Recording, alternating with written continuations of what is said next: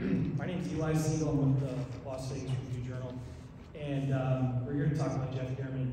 I just wanted to give a little anecdote before I introduce Glenn Cook here, our executive editor. About 5 or 6 years ago, I was in the newsroom at work one day, and I overheard Jeff speaking to another reporter about some story that Jeff had written.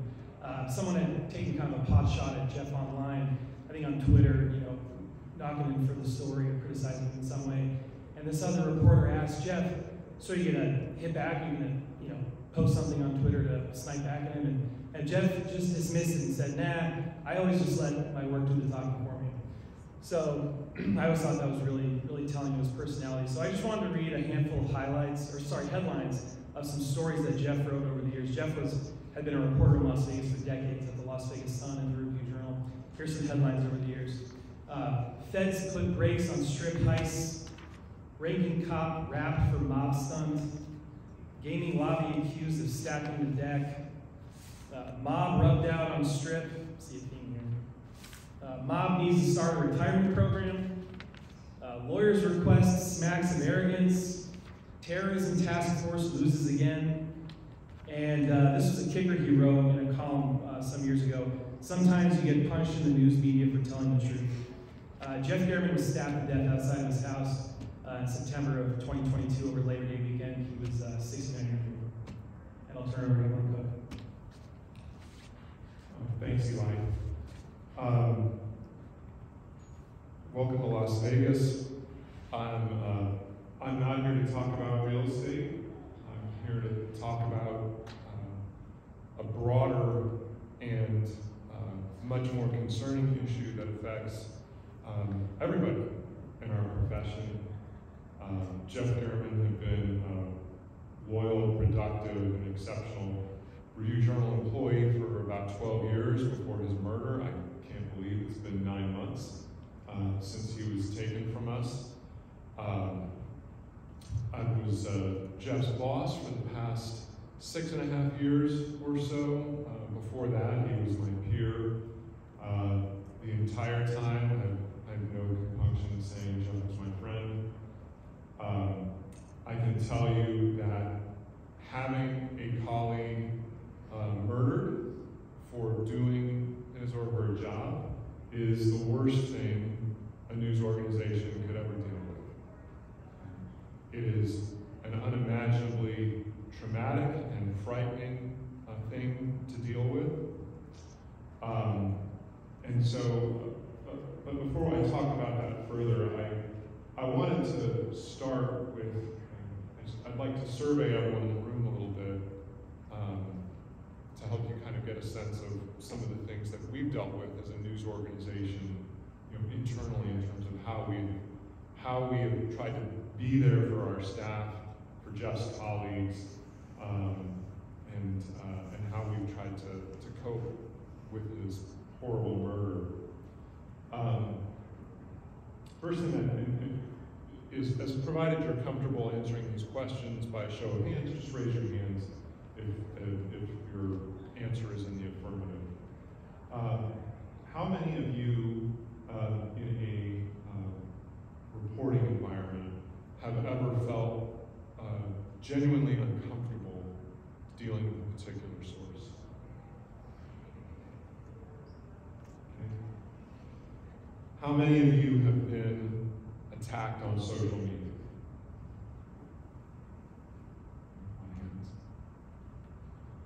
How many of you have been verbally assaulted in person?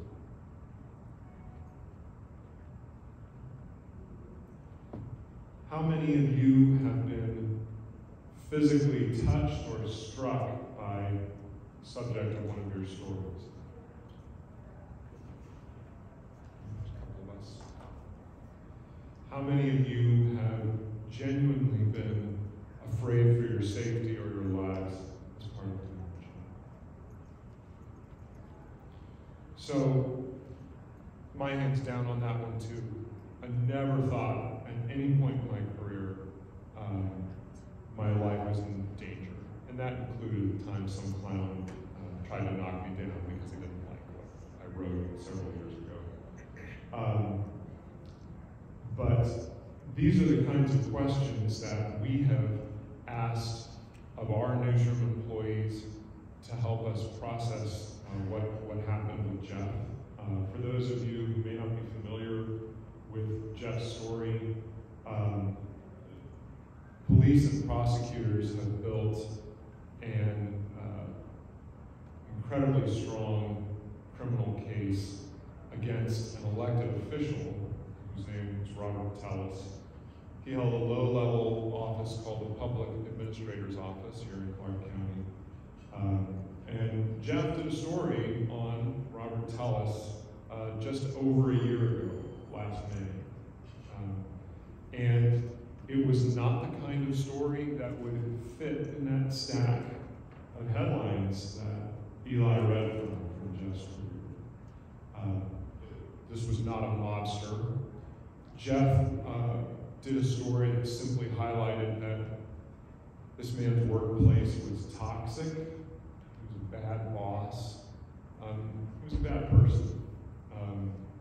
Evidence that he was cheating on his wife with one of his subordinates.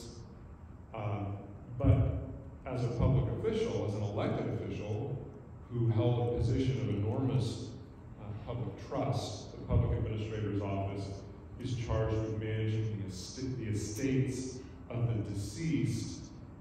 If a will can't be found, an heir can't be found, or an executor can't be found. So this is an office that deals with the assets of the dead. And this guy was up for re-election. Jeff published his story, and a few weeks later he lost. He lost in the primary election.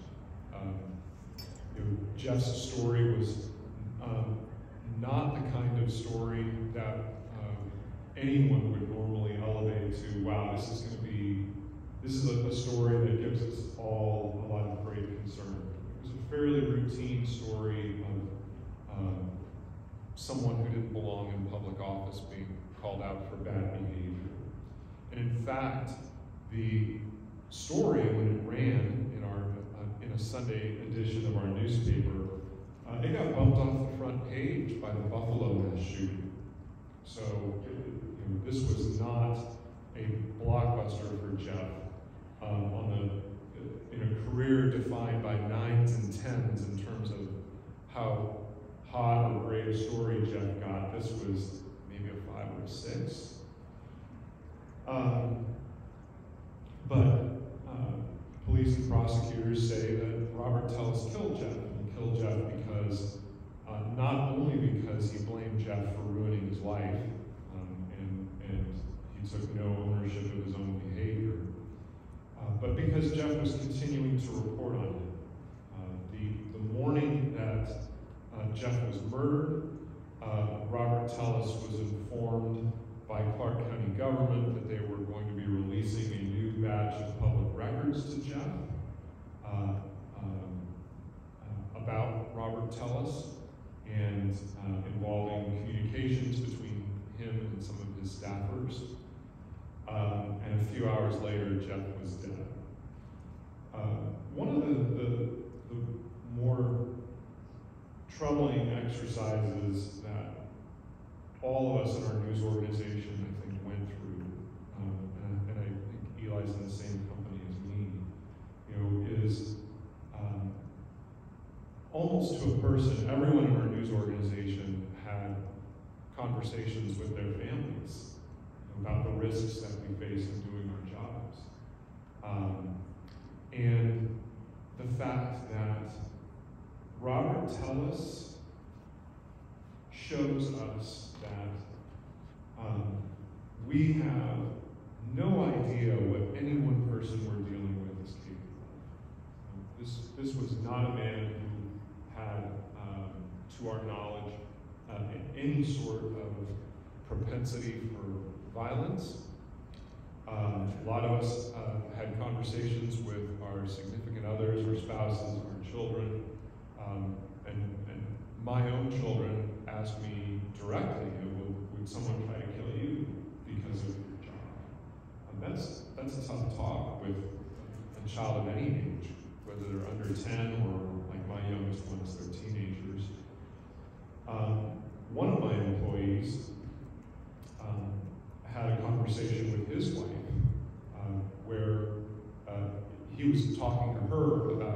these same issues of, wow, I never really thought anyone would, might try to kill me for doing my job. His wife sobbed and said, oh my God, I think about this all the time. I think about this all the time, and all the crazy stories that you've done over the years. Some of the things that we've learned and put in practice as a news organization as a result of this, we've really talked to our staff and redone our policies and in terms of how we deal with some of the things that I've just talked to you about, right? Just the routine things that us as journalists, someone makes us feel uncomfortable, someone's nasty on social media, someone yells at you on the phone in person. A lot of us, I'm sure, that have dealt with that have between ourselves and seen our peers, you simply move on. Right? You blow it off that it's a crackpot, that it's someone who's unhinged, and you move on and don't think twice about it. But in the aftermath of what happened to Jeff, we have told our staff to never make a threat assessment in a vacuum by yourself. Right? That's what Jeff would have done. That's exactly how Jeff handled this situation. I'm not worried about this guy. This guy's not going to do anything. And the importance of communicating up the chain anything that makes you feel uncomfortable, remotely threatened, unsafe. Newsflash, there are a lot of crazy people out there. And it's always been true. I worked with Eileen Woods over 20 years ago here in Las Vegas. And we used to, on the night copy desk, we used to get crazy town phone calls. It was just, you just figured it was part of your job. But what I see out there today is a level of anger, of frustration, of unhappiness, of hostility toward the media, that it doesn't matter what your job is. You could be a restaurant critic, a sports writer, real estate writer.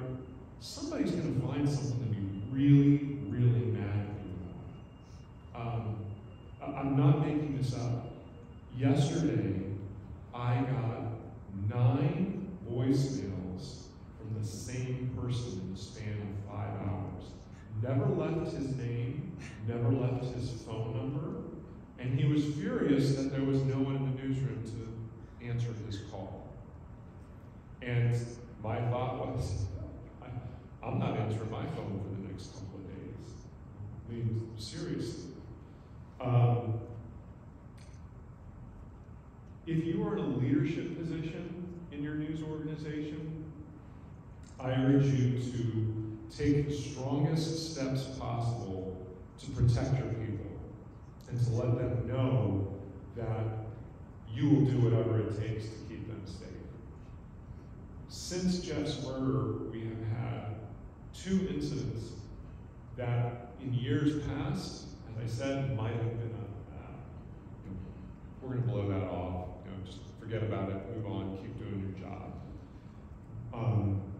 2 incidents where, based on what people said to our employees, so that's it. They're going to get a knock on the door, and they're going to get a badge put in their face. That's how serious we take this stuff. I had a reporter doing a story on a judicial election race last fall. We're not even 6 weeks clear of Jeff's murder, and this judicial candidate was particularly unhappy that, as part of his background check, a misdemeanor from 20 years ago showed up. And when the reporter asked about this misdemeanor conviction, this candidate, instead of saying, I made a bad choice 20 years ago, I'm a different person today, regret it deeply, and it's not a reflection of who I am, said, you better report on this conviction fairly, because if you don't report fairly, do you know what happens? Jeff German happens. So he got a knock on the door that night from the cops. Put the fear of God into him, lost the election. We wrote about it, lost the election by 20 points. Just in the last month, one of our sports writers had his life threatened by a talk radio rival. I'm going to believe that you believe kill you. Got a knock on the door, got a badge in his face.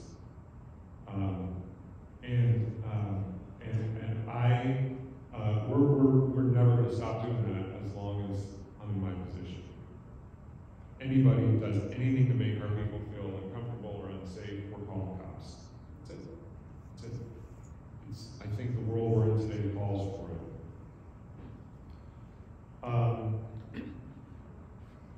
For some of you who are also might be following the story of Jeff German, we're also in a existential court battle to protect Nevada's shield law.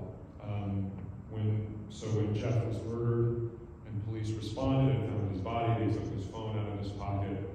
As part of executing the search warrant at Robert Tellis' house, they executed a search warrant at Jeff's house and they took his personal computers. At the time Jeff was murdered, we had been working remotely for 2.5 years. Jeff had been working on those machines for some time. We are convinced that there is sensitive, unpublished information, and in all likelihood, the names of most of Jeff's sources are on those devices. And so we're trying to help police execute a controlled search of those devices, in which we use an independent hearing master to screen what's on those devices so that sensitive information doesn't go directly to police or prosecutors. As it would turn out, Jeff spent a lot of his time over his career reporting on police departments and the district attorney's office, and he had confidential sources in those very offices. And it's not a coincidence that the police and the district attorney want to search those devices unrestricted by themselves. So we have another hearing on that tomorrow, trying to get in place a hearing master protocol to review those devices. Before I open it up to some questions, I'll just say that Jeff is missed terribly, and that I hope that news organizations around the country will not forget a great man who literally gave his life for his job, and who was a model reporter, a model journalist, a model professional, and that everybody will remember the lessons that we've learned from having to deal with this. So I'll end to say this, but I'm happy to take questions from you for a few minutes. Yes? First, my condolences on the loss of your colleague and friend. Thank you. Tragedy that impacts all of us. And I'm glad that you seem to have gotten really good response from the police department in Las Vegas. But I know that there are other incidents where, during protests, for example, police have interfered with reporters covering those events. There was one on the scene reporter who lost an eye due to police action. And I'm wondering if you've seen that in your area, and if so, how you've handled that with police, if you have. Well, it's interesting that you should bring that up, because one of our staff photographers was arrested and jailed for covering the George Floyd BLM rally in the summer of 2020. And we had to go down there and get her out, and we ultimately got the charges dismissed.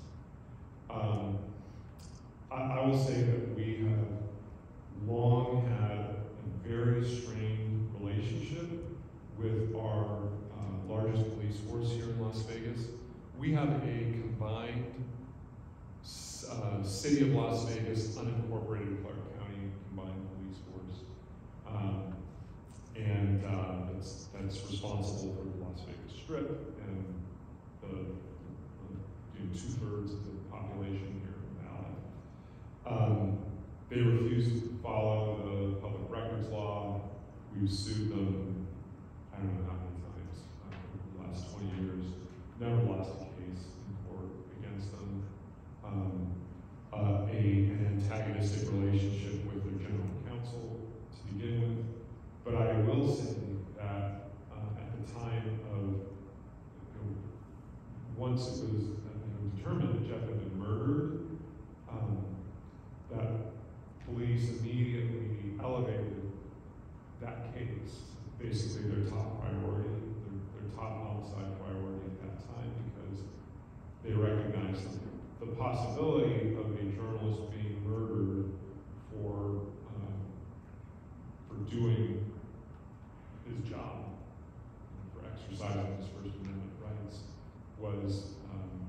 had ramifications beyond him, and they moved very quickly, and we helped them. We helped them. We helped them identify Robert Tellis as a suspect.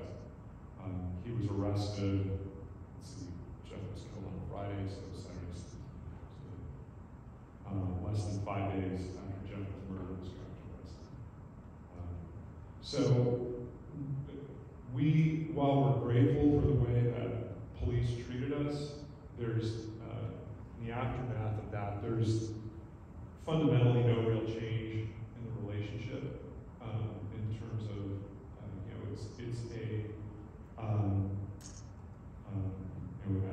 it's an adversarial relationship out of necessity. It's the way it's supposed to be. We're supposed to ask tough questions, and the fact that they moved swiftly to arrest Jeff's suspected killer, while we're incredibly grateful for that, we haven't stopped asking tough questions and answering questions. Yes? How did you help your staff through the grieving process? Did you have to rely on maybe like a therapist or have everyone come together to talk about this situation? What was the actual logistics? So, an excellent question, thank you. So, some of the exceptionally complicated circumstances of this were that Jeff was murdered on the Friday of Labor Day weekend. His body was found on the Saturday of Labor Day weekend. And we are, at that point, 1 month out from return to office. We spent 2.5 years working remotely. We were transitioning through a voluntary return to office. We were going to start our hybrid schedule on October 3rd. So everybody's working from home. It's a holiday weekend, and a lot of people are traveling.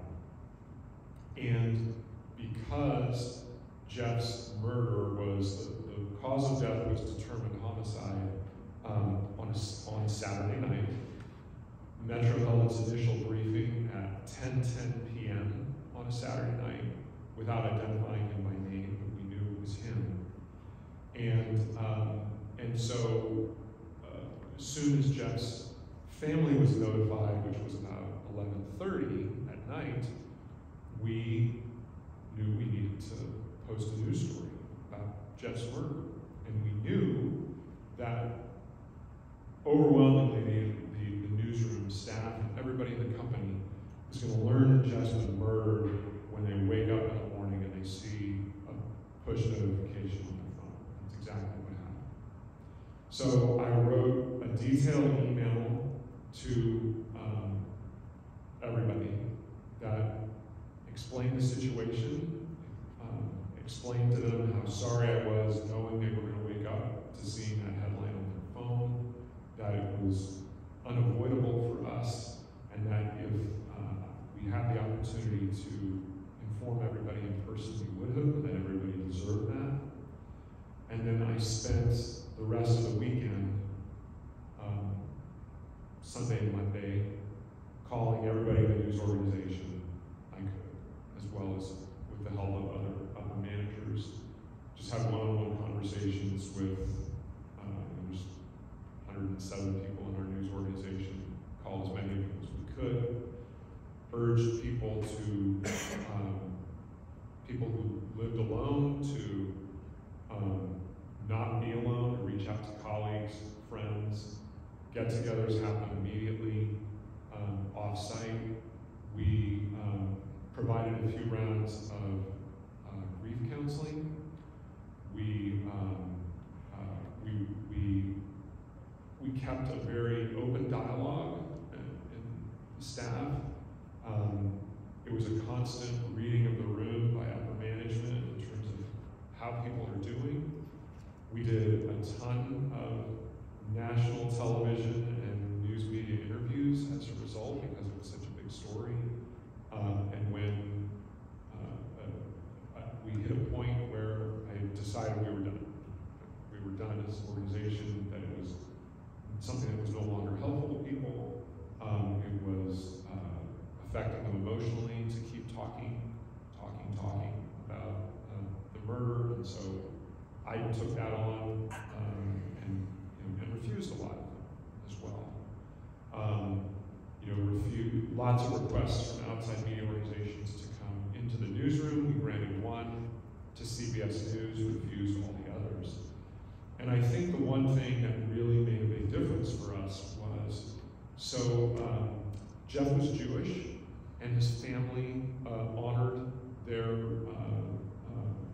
traditions. He was buried 3 days after they took possession of his body. He was in fact laid to rest the day that Robert Tellis was arrested. But his family has been very private throughout this process. They didn't, there was no one in our news organization who was at his memorial service, at his graveside service. So we planned our own memorial service for Jeff.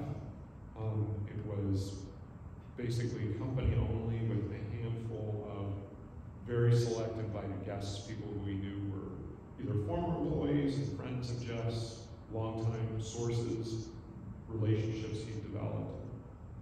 And we communicated to the room that we said, everybody can come. If to do that, if we need to leave the newsroom empty for 3 hours and news breaks, which we're not going to cover it, we'll catch up. So everybody's welcome to come. If there's anybody who doesn't want to come, please raise your hand. And if you're willing to cover a shift for somebody who would like to come, do that.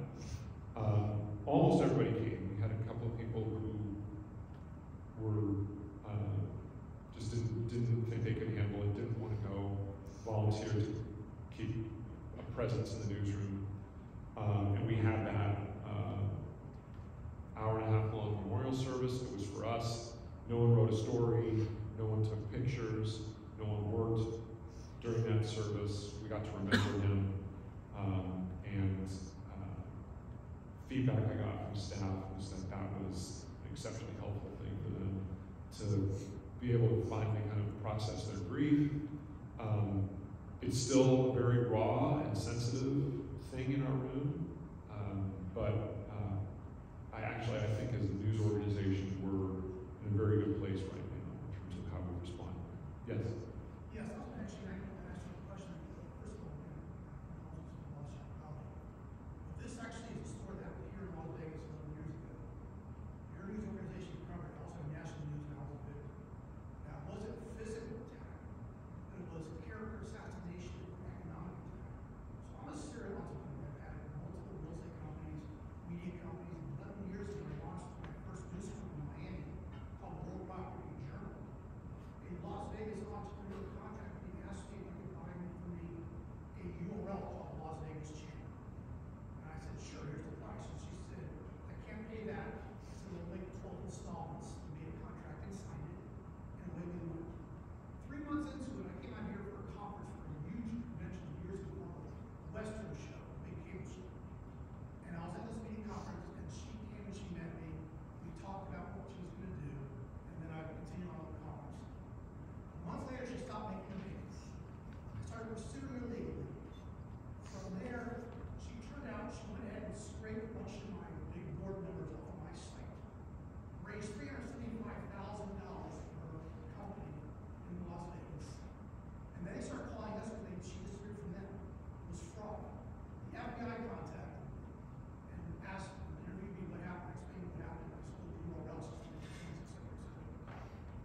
they arrested her. After they arrested her, a year later before the trial, she went missing. There was all in Bolton, the missing person alert, trying to track her down. They finally tracked her down. Here in Las Vegas, they issued grand hotel, get her up to arrest her. They threw her laptop off the balcony and looked at her. She didn't leave. And so they made national news. But you're right, there were a lot of crazy people out there, whether it be physical, economic. But during that period of time, she launched, she was tech savvy, a number of websites against me and the prosecutor. There were character assassination that came up high on Google. So when I was trying to do stories to raise capital, my company's been in business for a year. These sites are coming up high on Google searches. People are looking for this, who look up on the internet. And this is destroying my character for a year. Economically, it cost me hundreds of thousands of dollars in lost business. But I explained to people about what's going on here. She had websites out on a pedophile. Sounds like a separate panel discussion. So it's really a bad situation, but the point is, it took her suicide to go ahead and get Google and all these other places take down these blatantly false patent lies. And the question is, if this happens to the smart about character assassination to your staff, what do you do about that to protect it? Because this is a bad situation. If you Google today, Victoria, do you I mean, my time's up, so in the interest of getting this moved along for the next panel that's going to start in a couple of minutes, you're asking me how I would handle false websites put up about my staff? Is that the question? Your organization, Okay. Never dealt with it. The advice that I generally give my staff is that if that social media is not a forum for debate, and so we largely have a do not engage policy when it comes to trolling. But when it comes to posting stuff on the web, there's as a news organization, all of our news organizations that we work for, our fundamental charge is to defend the First Amendment. And it's generally a bad look for a news organization to try to suppress protected speech. But if someone was accusing someone of criminal activity and it was hurting their ability to do their job, and it happened while they were working for us,